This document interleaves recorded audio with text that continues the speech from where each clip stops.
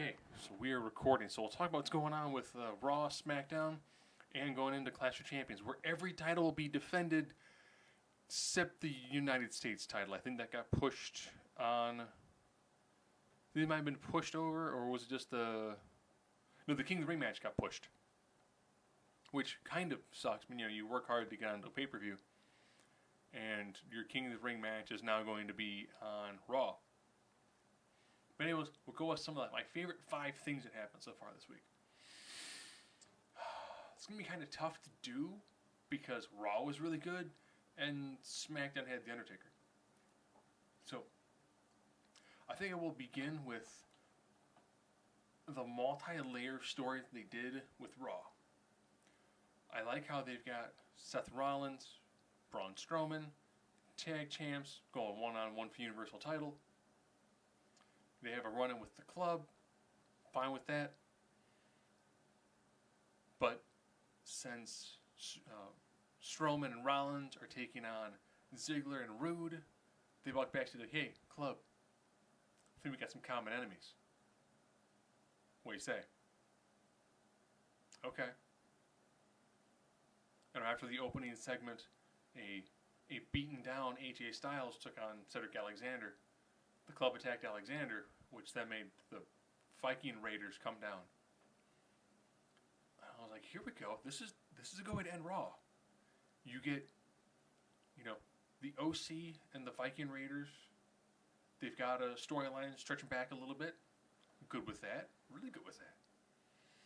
And you've got that working in with Cedric Alexander, AJ Styles, United States Championship bid, while also keeping Dolph Ziggler and Bobby Roode in there for the tag team.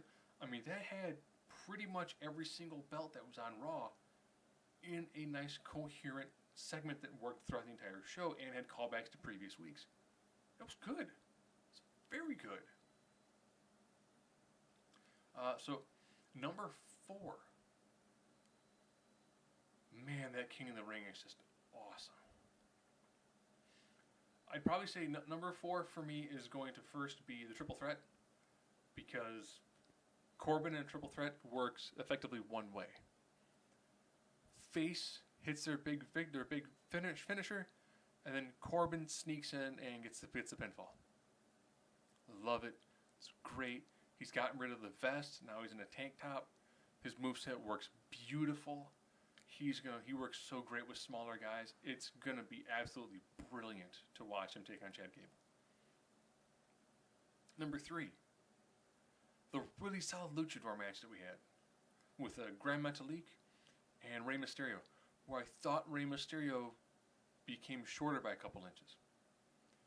For a crowd that really wasn't into it from the way you could tell from the way the match was going, they did a very good match for 2 guys who the crowd's not behind them. You can tell Rey kind of took a hard shot to the head. Rey's not at 100%. Grand Metalik, you can tell he can't go 100% in the ring either, but it was a solid match. And I was like, you know what, that's good. Good, it worked well. I was happy for it. Not bad. Number 2. This, of course, is the other King of the Ring segment. So Elias gets injured, and everyone goes, oh no, it's going to be Shane McMahon. Best in the world, King of the Ring, Shane McMahon. And then Shane layers that into with the Kevin Owens story. Like, hey, you know what? I'll take away the $100,000 fine, provided, you rep this match. Okay, what's the match? Me versus Chad Gable. Gable right away hits Chaos Theory. Owens, 1, 2, 3. It's like, all right, matches, I'm sorry. It's 2 out of 3 falls. What? Why is it? Fine. 2 out of 3 falls. Let's do this. Get it over with. Come on. Nice back and forth. Every pinfall. 1, 2, Owens. Just can't do it. Gable. Ankle lock. Ankle lock. Full leg grapevine. Oop. Arch off that. Makes all the power in the room go down. It's like, alright. Grapevine the leg. Shane taps. Ref calls for the bell. And Kevin's like, I can't do anything, man. You tapped. You tapped, plain as day, nothing I could do. Kevin, you're fired. Will Kevin Owens go to NXT?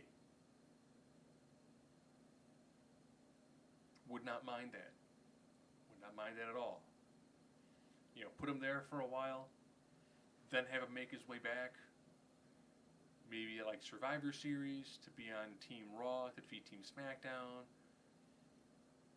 You know, he might be fired, but if he's rehired by NXT, I'd assume that during the draft he could probably be poached by either side. I don't know. But that was a great match. Chad gave us like $1 million. I mean, he's already a solid wrestler, but this is a really good underdog story. Love what they're doing with it. Works really well.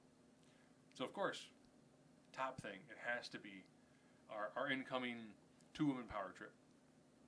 Bright side of it, the Charlotte, Becky versus Bayley Banks match was great. Loved it. I'm fine with Charlotte getting the pinfall on Bayley. It allows me to continue the story of Bayley's never beaten me. Clean. I think she has at a pay-per-view, but it might not be considered fully clean. And Banks taking on Becky Lynch is going to be great. I like what they're doing with that. Downside of that, of course, is it shows the gulf between where they are and the rest of the women's division. Bayley destroyed Ember Moon. Which makes you think, like, okay, Ember Moon should be close to the conversation of the Four Horsewomen. With the other two active main roster women probably being Asuka. Remember earlier this year, Asuka was the SmackDown Women's Champion.